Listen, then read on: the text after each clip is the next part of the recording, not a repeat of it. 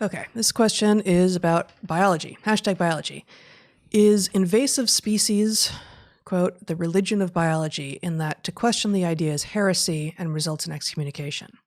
It appears, to the question asker, that invasive species are opportunistic species and a point in time is preferred. Yeah. So there's something to this. Sort of, kinda. Yeah. Sort of, kinda. Let's put it this way.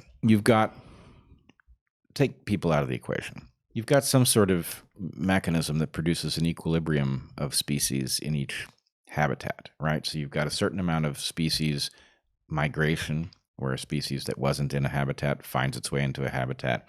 You've got a certain amount of emergence of new species through speciation. And these things tend to equilibrate. Every so often, something will disperse over a very long distance. I've talked about the fact that the only mammal that is natively on land in Hawaii is a bat.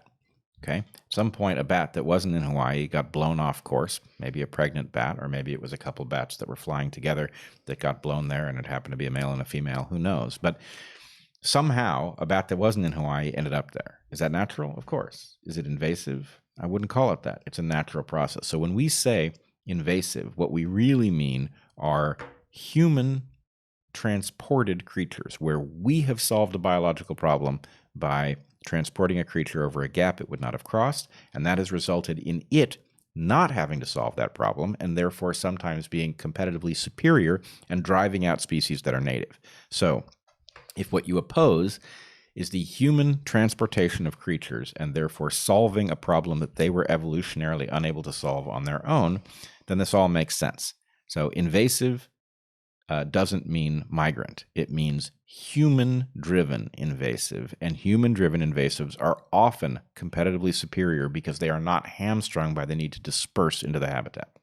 Well, and they often don't have competitors or predators or parasites within their new habitat that have millions of years of coevolution with them. Yep. So they are freed from any of the constraints of the native organisms, which they are most closely aligned with niche-wise. So they can move into someone else's niche and not suffer the same kind of parasites, pathogens, competitors, predators as the native organisms do, and thus have a better chance of taking over. So the ultimate thing here is, if you take human transportation of creatures out of the equation, you will get high diversity.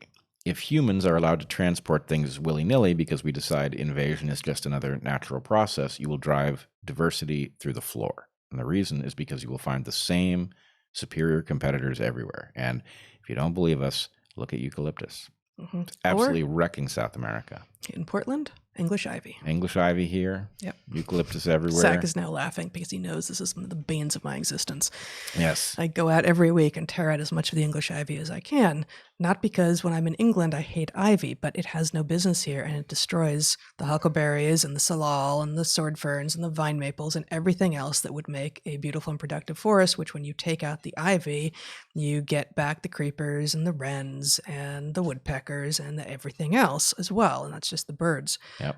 But English ivy comes in and you end up with a monocrop as opposed to an actual rich, diverse ecosystem.